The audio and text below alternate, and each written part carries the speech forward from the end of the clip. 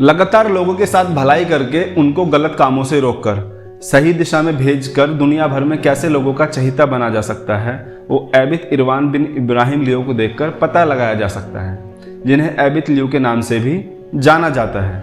आजकल इनकी video social media पर बहुत वायरल हो रही हैं। कभी ये नाइट क्लब में लड़कियों को समझाते हुए दिखते हैं, तो कभी ये टैटू वाले लड़कों के पास बैठे दिखाई देते हैं। हिंदुस्तान के ज़्यादातर लोग मानते हैं कि इंडोनेशिया के रहने वाले हैं, जबकि ऐसा नहीं है। तो कौन है ये, कहाँ के रहने वाले हैं और किस मिशन के लिए काम कर रहे हैं, आज इसी पर बात करेंगे।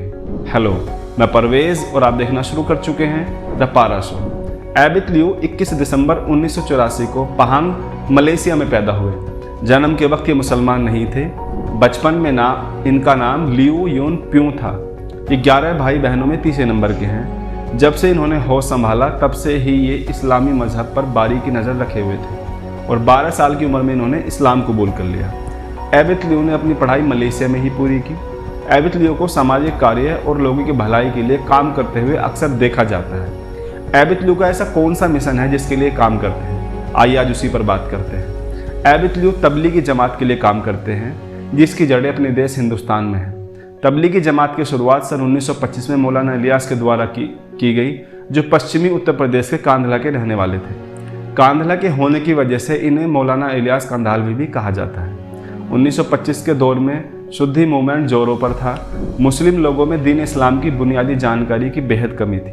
नमाज का शौक़ नहीं था, लोग मुश्किल से नमाज पढ़ते थे। नमाज और दीन की बुनियादी चीज़ें उनको आती तक नहीं थी। इस कमी को मौलाना इलियास ने बहुत शिद्दत से महसूस किया। 1926 में दिल्ली के निज़ामुद्दीन से, जहां अब तबलीगी जमात का सबसे बड़ा मरकज़ है, मेवात के लिए एक जमात भेजी और तब से आज तक जमात भेजने का सिलसिला जारी है। 1926 में उत्तर प्रदेश से शुरू हुआ तबलीगी जमात का सिलसिला देखते ही देखते पूरे हिंदुस्तान में फैल गया। मौलाना इलियास ने शुरुआत में तबलीगी जमात को तहरीक ईमान नाम दिया और उन्होंने एक नारा भी दिया, जिसमें उन्होंने कहा, ए मुसलमानों, सच्चे मुसलमान बनो। तबलीगी जमात को चलता फिरता मदरसा भी कहा जाता है। 1926 से लेकर 1941 तक तबलीगी जमात में 25,000 लोग काम करने लगे। 1945 में मौलाना इलियास कांधालवी का इंतकाल हो गया। इनके बाद इस काम की जिम्मेदारी इनके बेटे मौलाना यूसुफ ने संभाली। 1947 में देश के बंटवारे के साथ ये काम हिंदुस्तान के साथ पूरी पाकिस्तान, जो अब बांग्लादेश है, में चला गया। साथ ही पश्चिमी पाकिस्तान में बड़े पैमाने पर होने लगा। बैरून यानी विदेश के लिए पहली जमात सऊदी अरबिया, ब्रिटेन और अमेरिका के लिए 1946 में निकली। ब्रिटेन में 1946 से शुरू हुआ ये काम आज वहाँ की 1350 मस्जिदों में से 600 मस्जिदों में लगातार चल रहा है। 1926 में हिंदुस्तान से शुरू हुआ ये काम आज दुनिया के 150 मुल्कों में फैल चुका है। पूरी दुनिया में इस वक्त तबलीगी जमात के 1.5 करोड़ लोग अपने घरों से बाहर निकलकर इस काम को अंजाम दे रहे हैं। इस वक्त हिंदुस्तान में इस जमात के अमीर मौलाना इलियास के पोते मौलाना साद हैं, जो निज़ामुद्दीन मरकज़ से इस काम को अंजाम दे रहे हैं।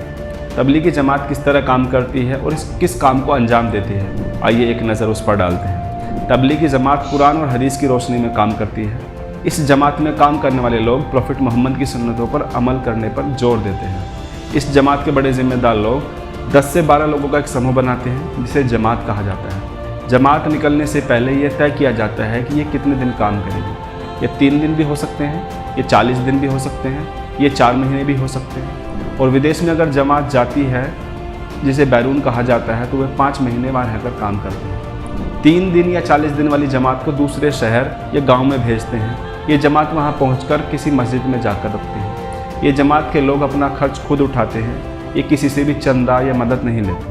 जमात का एक लीडर, जिसे अमीर कहते हैं, चुन लिया जाता है। अमीर सबसे मशवरा करता है और अगले 24 घंटों का प्लान तैयार कर लिया जाता है। इसमें तबलीगी जमात की अहम किताब हयातुस सहाबा, फ़ज़ाइल अमाल, फ़ज़ाइल सदक़ात और मुंतखब अहादीस को पढ़ा जाता है। असर की नमाज के बाद जमात मस्जिद से निकलकर बस्ती के लोगों से मुलाकात करती है और उन्हें कुरान में जिन चीज़ों को करने से मना किया गया है उनसे रोकने के लिए कहती है और नमाज पढ़ने और कुरान हदीस सुनने की दावत देती है। तबलीगी जमात सब लोगों से कहती है कि नमाज हर बुरे कामों से रोकती है। शराब पीना, जिना, झूठ, चोरी, वादा खिलाफ़ी, ये इस्लाम में हराम काम है। अगर मुसलमान नमाज पढ़ता है और दिल में अल्लाह का खौफ रखता है तो ये काम कभी नहीं करेगा। तबलीगी जमात नज़रों को दरमियान में रखने पर जोर देती है। नज़रें ना इतनी नीची हों कि सामने से आ रही चीज़ को देख ही ना पाओ और उसे टकरा जाओ, और न इतनी ऊंची हो कि जिसकी वजह से रास्ते में पड़ा कोई पत्थर आपको दिखाई न दे और आप टकरा के गिर जाओ। तबलीगी जमात में नज़रों को काबू रखने पर खासा ध्यान रखा जाता है। तबलीगी जमात ने अपना एक खासा खाक बनाया हुआ है काम करने के लिए, जिसे 6 नंबर कहा जाता है। इसमें ईमान, नमाज, इल्म और ज़िक्र, इकराम मुस्लिम, इखलास नीयत और दावत तबलीग के नाम से जानते हैं। इसी इकराम मुस्लिम के तहत एबिट लियो मलेशिया में मौजूद उन मुसलमानों से मिल रहे हैं जो अच्छे कामों से दूर हो गए हैं। उन्हें वो उसका एहसास दिला रहे हैं। वो बता रहे हैं ज़िंदगी दूसरा मौका सबको देती है। 1990 में तबलीगी जमात का काम मलेशिया और इंडोनेशिया में शुरू हो गया था और अभी तक बदस्तूर जारी है। एबिट लियो भी इसी तबलीगी जमात के लिए काम करते हैं और उसी के तहत ये वहाँ के उन लोगों से मिल रहे हैं जो मुस्लिम तो हैं लेकिन नमाज रोजे से दूर दूसरे गफलत के कामों में मशगूल हैं। एबिट लियो उनके बुरे कामों को छुड़ा रहे हैं और नेकी की तरफ ला रहे हैं। अब तक के लिए इतना ही। चैनल को सब्सक्राइब कीजिए, आगे शेयर कीजिए। धन्यवाद।